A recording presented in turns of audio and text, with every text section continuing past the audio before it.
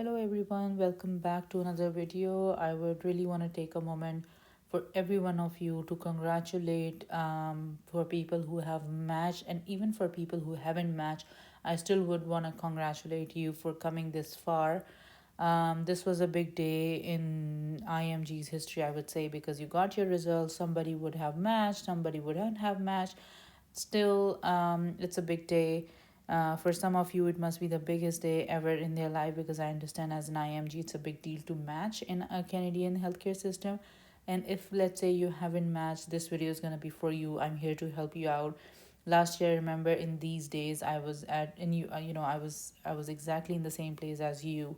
And now here I am, almost close to an end of my PGY 1 year in Ontario. So I am here to help you guys, here to tell you what to do, what not to do. It's a very essential day for me to make this video, and I can feel you all there, even if you have matched, and even if you haven't, especially if you haven't matched. I can actually feel you, because I have been there in your shoes last year. So, what are the things to do for people who have matched? For people who have matched, look out to your emails. Keep an eye on your emails. You will receive emails from Touchstone Institute. Lots of emails coming your way. It would be from Touchstone Institute for PRP pre-residency program, especially for IMGs, and this is going to be for 2 weeks program in Toronto. For people who have matched from outside of the province, will have to travel for this program somewhere around June and July. There are multiple dates that would come in. So they'll give you all the details in the email. So make sure you read your emails properly, have yourself organized, and also make sure you celebrate this day with your family and all your loved ones. So for people who've matched, this was it from my end, and I'll keep continuing making videos on like what are the process of PRP, and then what are the steps moving forward for CMPA registration, for CPSO membership, and all that stuff. If you have any questions, you are more than welcome to comment down below, and I'll help you with all that stuff. But that is usually very clear in your emails. They'll help you out with exactly the steps to follow. Now coming to people who haven't matched. So last year when first iteration result came in, you can also look through and see through my videos. There was a video that I made when I did not match in the first iteration, and I had a whole story about what happened, and how my journey went. But honestly speaking, last year on the first iteration when I did not match, that was a heartbreaking point for me. And I would suggest, like, for everyone who did not match, give yourself some time. I know it's the hardest moment ever you would experience in your life, but make sure, give yourself some time, cry out if you really want to cry out. I know it's a hard journey, but then give yourself some time and just recover as soon as possible, because the timeline for second iteration is quite brief. Within the next 2 weeks, you'll have to make sure you're done with your CV, personal statements, and the application again. I know it might sound miserable, listening to that process again, but you don't have to watch this video entirely today. But make sure, like, when you're ready, when you're done with your emotions, when you went out, make sure to come back, start with this video. I will try my level best to make it as simpler and easier and to the point as possible for you. But if you feel like there's anything I can help you with, I'm more than welcome to entertain you or help you out any way possible. So today was the 3rd of March. Now, what's the step moving forward? CaRMS.ca is your website again. Make sure you're going to the second iteration bar here, not on the first iteration. So we're now moving to the second iteration. For second iteration, things to do today. So if you move down the list, this is 3rd March 2026, 12 noon. So access to CaRMS online for unmatched application. So you would have access to your CaRMS application again. You would have everything in your application again. You can use it. You don't have to upload everything from the scratch again. Everything that you uploaded last time would be there on the application.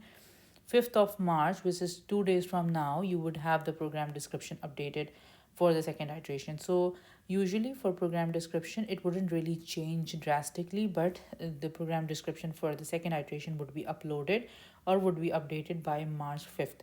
They don't make a lot of changes generally, but even, like, let's say if they're making minor changes, they would have something highlighted, or they would have like changes made or new changes or whatever there on the website here. So make sure to review those changes as well. It wouldn't be like something big, it would just be a nitty gritties, like a small stuff there.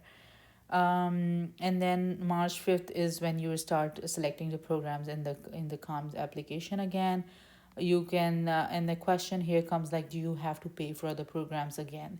Yes, you do. I know that sucks, but ultimately you do have to pay it, and trust me, it is gonna be worth it if you're actually dedicated and you're trying again. Trust yourself, trust your hard work that you've come so far, so keep going now. And then and keep your focus, keep your cool, all of those things, because this is a bit of hard journey, not the good part in the entire process, but it is going to be worth it at the end of the day. So 5th of March you start selecting the program. 9th of March, make sure your transcripts and MSPR are sent by faculties.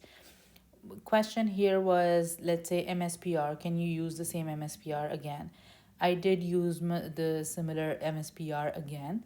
So actually I had four, MSPR is the one that is sent by your faculty from your institute.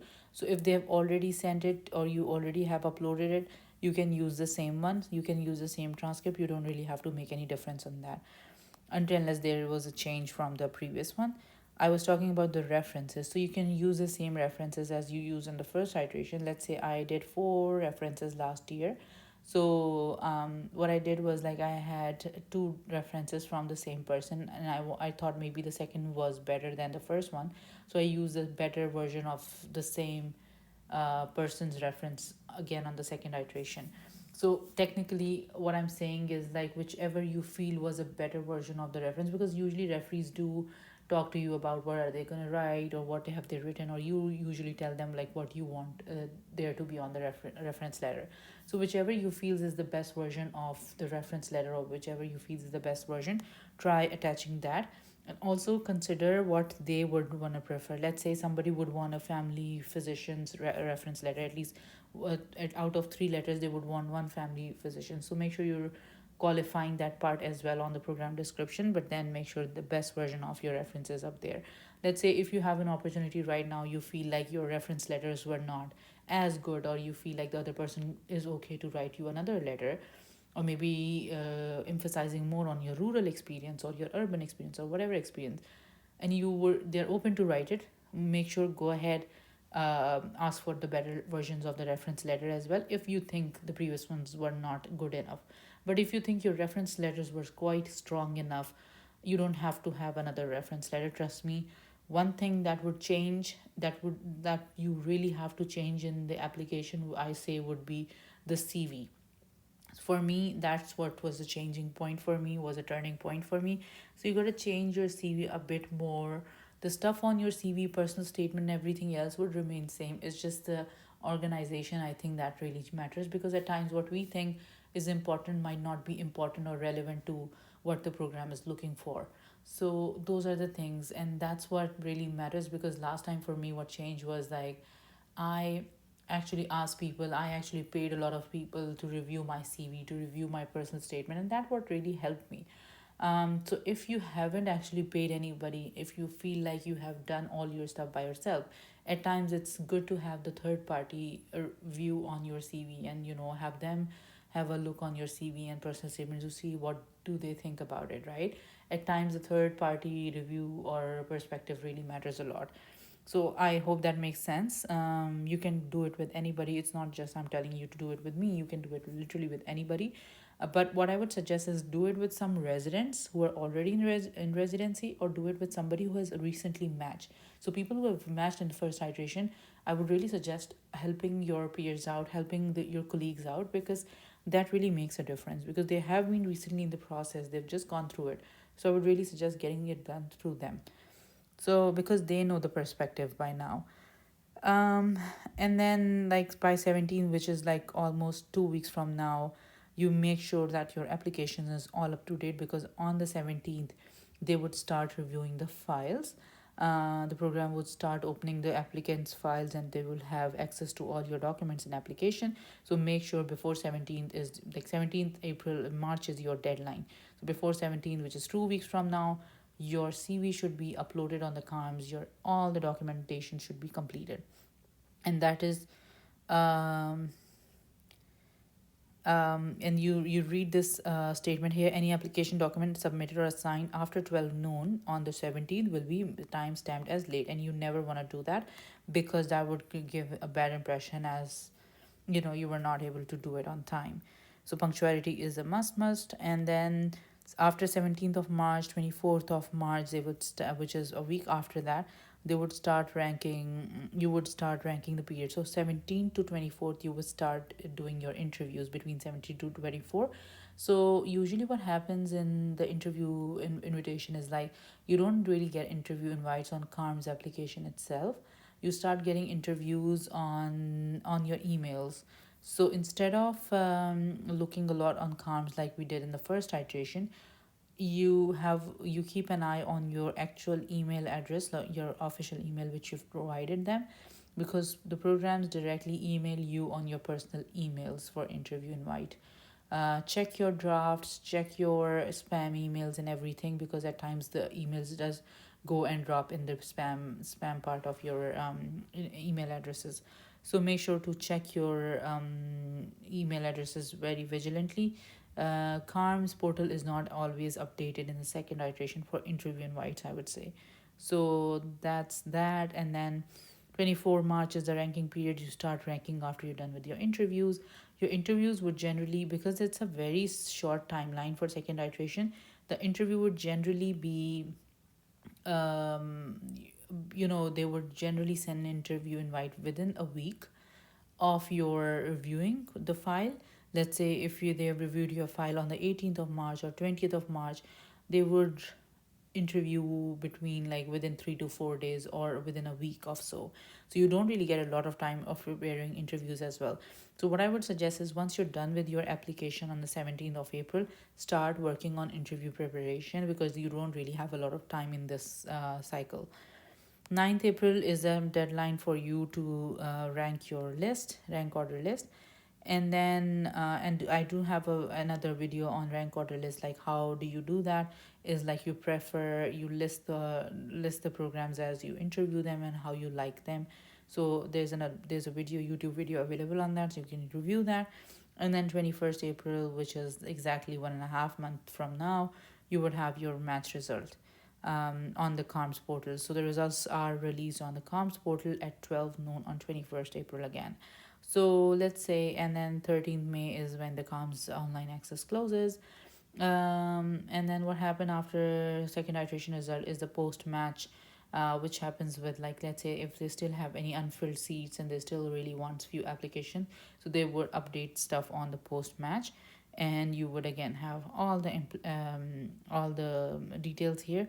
But that is usually done through CaRMS again, but the programs directly contact you, or you're directly contacted with the program. And so, but one thing about second iteration that I really want to mention here is, the second iteration usually has depends on the number of seats available. So let's say 2 days from now, which is on the 5th of March, you will, when you click on the program descriptions and you go R1, so you will be able to see actually the number of seats available now in the second iteration. So if you click, let's say you want to do family medicine, so this is specifically for first iteration right now, right? So after 2 days, we would be able to see like how many seats are left in the second iteration. And then for second iteration, you can actually apply on the IMG seats, you can actually apply on the CMG streams, and except for, I think, military, you can apply for most of the streams in the second iteration.